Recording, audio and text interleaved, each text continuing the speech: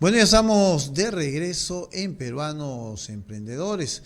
Estamos a esta hora de la tarde en la ruta al regreso con Gustavo Chesti, candidato con el número 13 de Somos Perú, con quien vamos a conversar un poco de lo que ha pasado en estos días en que hemos estado más preocupados por la fiesta navideña que por lo que pueda ocurrir en nuestro país, lo que pueda ocurrir en Lima.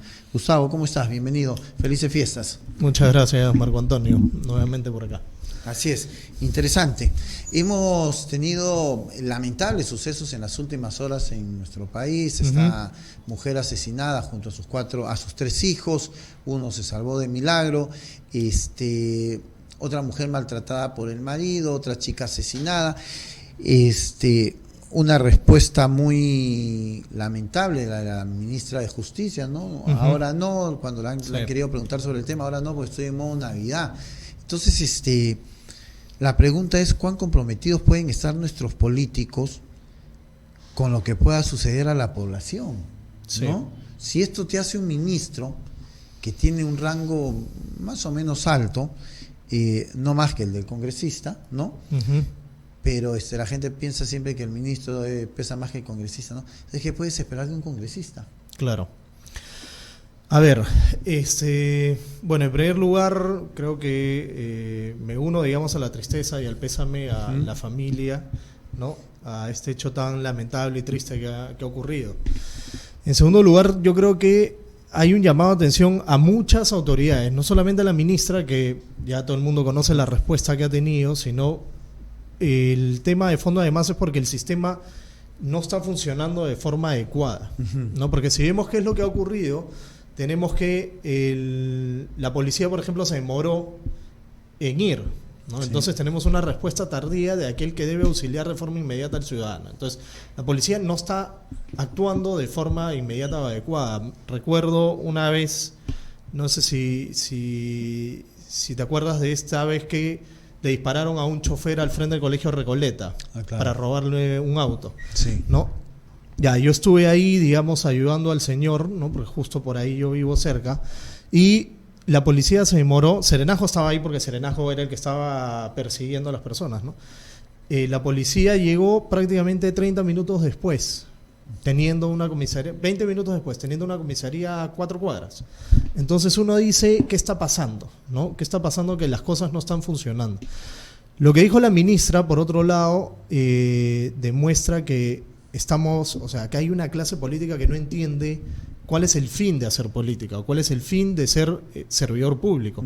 El hecho de ser servidor significa que tú, una vez que tú empiezas a dedicarte a la política, tú le sirves al pueblo. Tú no estás por encima del pueblo, sino más bien tú estás al servicio de él. Al servicio del pueblo. ¿No? Y no deberías de tener privilegios, no deberías de tener muchas joyerías que sean, pero esa conciencia de servir es fundamental porque cuando uno sirve, no tiene horarios de oficina.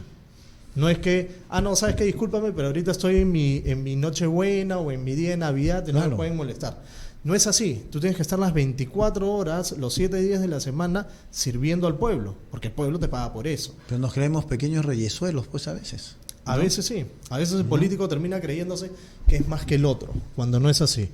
A mí personalmente sí me fastidia y me indigna, digamos, actitudes parecidas, ¿no? Porque uno ve que también hay muchos políticos, bueno, la ministra tenía una respuesta bastante, no voy a decir desafortunada porque es muy poco, ¿no? Pero va mucho más allá de ese calificativo.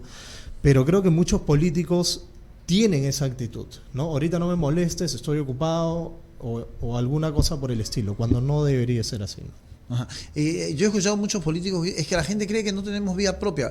Perdón, pero ya tú te tienes que olvidar de tu vida propia porque el servidor público está destinado a servir al pueblo.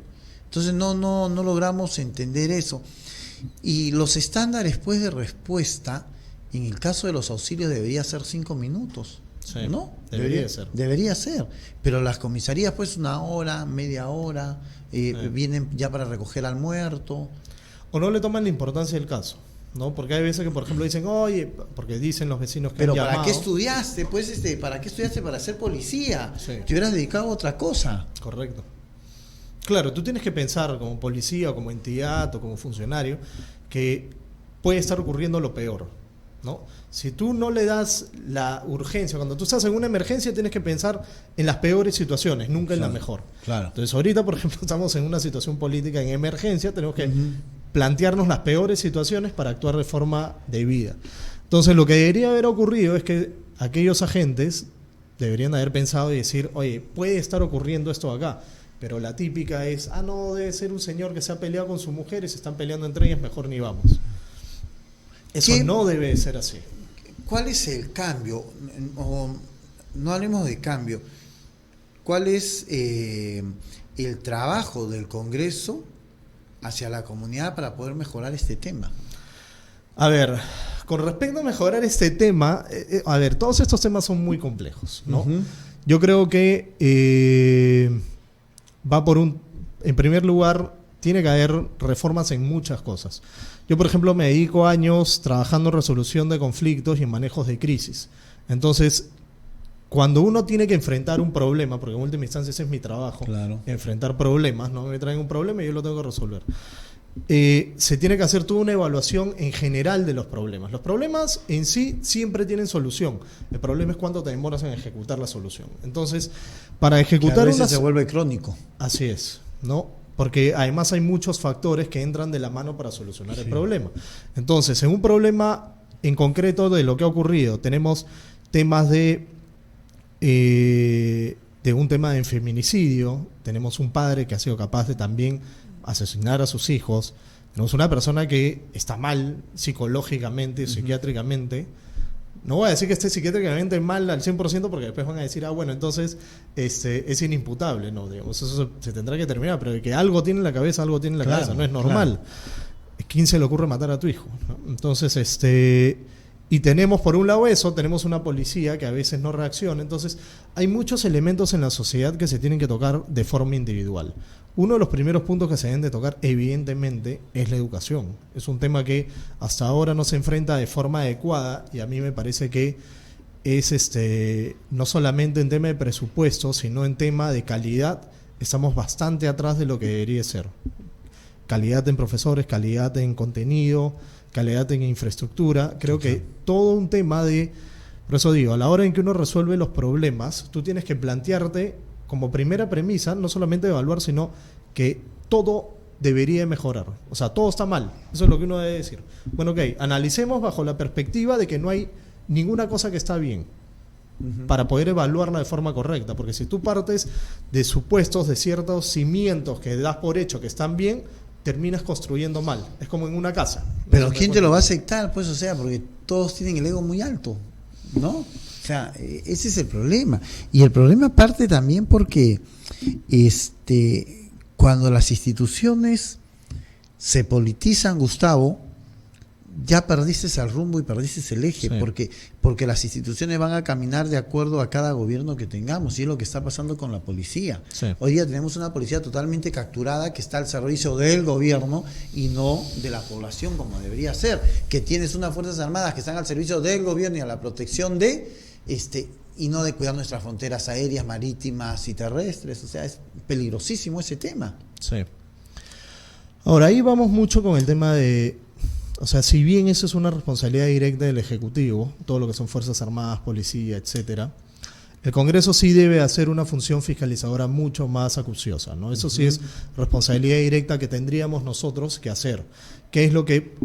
Esa pregunta que tú me dices, ¿no? ¿Por qué se demoran 20 o 30 minutos si no se demoran 5? Bueno, entonces citemos, a ver cuáles son citemos al ministro y preguntémosle cuáles son tus procedimientos que estás siguiendo para que tus agentes se demoren 30 minutos. ¿Qué es lo que está pasando? Si llega la llamada se debe evacuar inmediatamente y lo que demora es en llegar a alguna de las unidades, porque ahorita ya las unidades supuestamente con el tema de renting están dando vueltas por todos lados, ¿no? Debes de tener un sistema interconectado en que sabes en qué punto está cada unidad por GPS y decir, bueno, esta es la unidad más cercana, te acercas, te demorará 5 minutos, como tú bien dices, ¿no? Pero ya, ¿por qué no está ocurriendo eso? Y esa es la facultad que tiene el Congreso y eso es algo que sí deberíamos de hacer.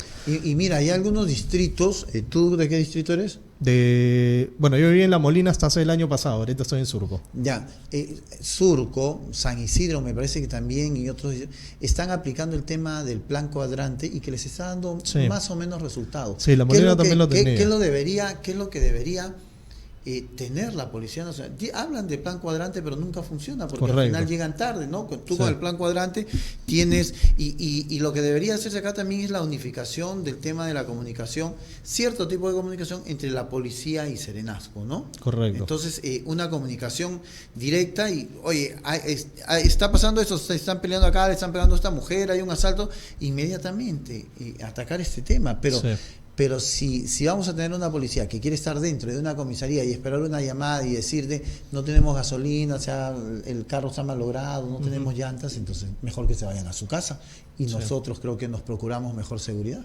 Sí. Bueno, ahora ya no tienen esa excusa de que no hay carro, no hay llantas, no hay gasolina, ¿no? Porque con el tema de renting estaba todo incluido. Entonces, pero escúchame, pero estamos pagando $130, $120 por unos carros alquilados que en 6 meses de repente podríamos comprar carros con eso que se está pagando. Mira, yo no sé exactamente cuánto es lo que se está pagando y si es que está dentro de un precio razonable, porque yo personalmente opino de que sí es una salida, ¿no? Se ha implementado en otros municipios este escenario y lo que se ha visto es que siempre han habido unidades, porque lo que pasa, y creo que esto todos somos testigos, es que uno pasa por la comisaría y ve 10, 15 patrulleros ahí sin llantas, ¿no? Y que ya no funcionan. Entonces el Estado se llena de activos que en menos de 6 meses ya se vuelven un pasivo, ¿no? Claro, o sea, ya no son funcionales, ya no cumplen su función, entonces es un gasto ahí que tienen ahí tirado. Entonces yo creo que el sistema en sí funciona, habría que evaluar cómo se hizo el contrato y evaluar, digamos, los montos. Pero el sistema en sí a mí sí me parece interesante, ¿no? Gustavo, hay una ardua tarea que hay que hacer y la gente pues se pregunta, ¿y cómo lo va a hacer Gustavo Chesti? ¿Cuál de todas? De todas las tareas que tengamos que manejar en el Congreso de la República. Yo creo que, a ver, te comento rápido cuáles son los temas que yo estoy proponiendo, digamos, para cambiar, ¿no? Tenemos las propuestas partidarias, que es el tema de la reforma política, que eso todos los candidatos de Somos Perú hemos firmado un compromiso que se llama Compromiso Perú, que va dirigido a este asunto. Uno, a la eliminación de la inmunidad al 100%. Por otro lado, la eliminación de los privilegios que tienen los congresistas y algunas autoridades. Y el tercer punto es la revocatoria o renovación por tercios o mitades de los congresistas. ¿Eso por qué? Porque si bien el pueblo tiene el poder de elegir sus autoridades, el pueblo también debería tener la posibilidad de revocarlas, dándose el caso en que no se cumplan ciertos requisitos que deberían de haber, no tiene que haber toda una forma de evaluación de rendimiento del congresista y etcétera, que no ha habido de forma óptima, ¿no? Hay ciertos índices, digamos, pero esos hay que mejorarlos. Y yo personalmente tengo 3 propuestas que son bastante interesantes, que van dirigidas a la problemática que creo que a todos los peruanos nos compete. Uno es el tema de la lucha contra la corrupción, que va dirigido al tema de controlar el gasto. Cuando hablábamos del tema de los patrulleros, controlar el gasto. El presupuesto público, que es dinero, que es tuyo, mío y de todos, tiene que ser controlado y fiscalizado para que se use de forma adecuada y se ahorre. De todo lo que entra, ¿no? Imagínate de los 100 soles que tú le das al Estado cada vez que vas y compras, echas gasolina, te compras una galleta, de esos 100 soles, que el Estado hace lo que quiere, tenemos que evaluar qué es lo que hace, pero de esos 100 soles hay 10 soles que se los lleva un funcionario a su casa. O sea, de los 100 soles que tú pusiste, 10 soles se están yendo. ¿Por qué? Porque eso es lo que se va en corrupción.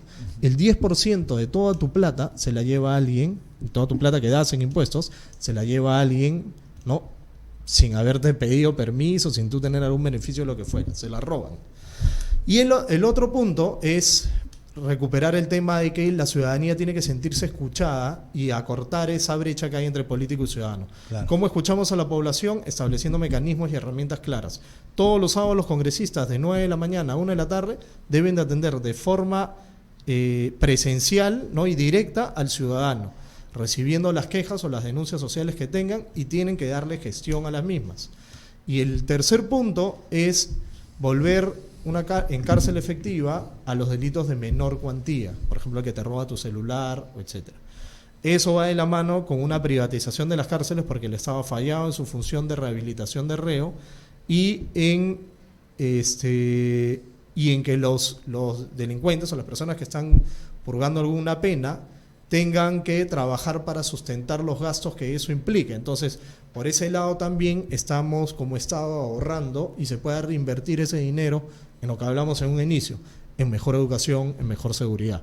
Todo esto va en función a que el día de mañana los profesores, los policías, los médicos estén mejor pagados, puedan haber mejores servicios públicos. Y la gente se pregunta, para terminar, Gustavo, y la gente se pregunta, ¿qué me da a mí la credibilidad y la confianza de que Gustavo Chesti va a hacerlo? Y desde el Congreso no va a ser un congresista que gobierne de espaldas al pueblo. A ver, de hecho todos nos presentamos con la misma duda, ¿no? Y lamentablemente creo que nos han hecho bastante daño los anteriores políticos en que no han cumplido. Yo creo que hay dos elementos fundamentales. Uno, la gente que me conoce, ¿no? Yo le invito a todos los que están viendo el programa que ingresen a mis redes y vean que hay gente que sí me conoce y que sí saben que yo, una vez que prometo algo, sí lo cumplo, ¿no?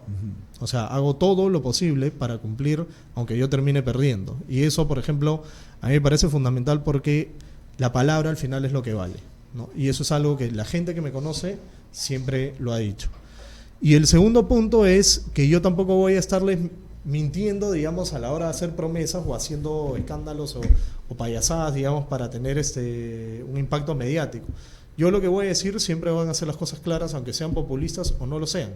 Porque acá lo que se necesita es empezar a hablar con la verdad. Qué bueno, Gustavo, tu cámara. ¿Qué tal? Bueno, nuevamente soy Gustavo Chesti, soy el candidato con el número 13 para el Congreso de Somos Perú.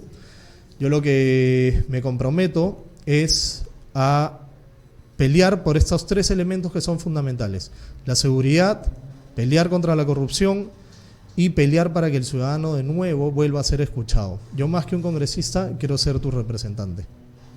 Muy bien, muchísimas gracias a Gustavo Chesti de Somos Perú con el número 13, ha estado con nosotros. Propuestas interesantes que solo ustedes tienen que analizar, ver sus redes sociales y de repente conversar con él para que les queden las cosas claras. Regresamos. Gracias, Gustavo. Ya está.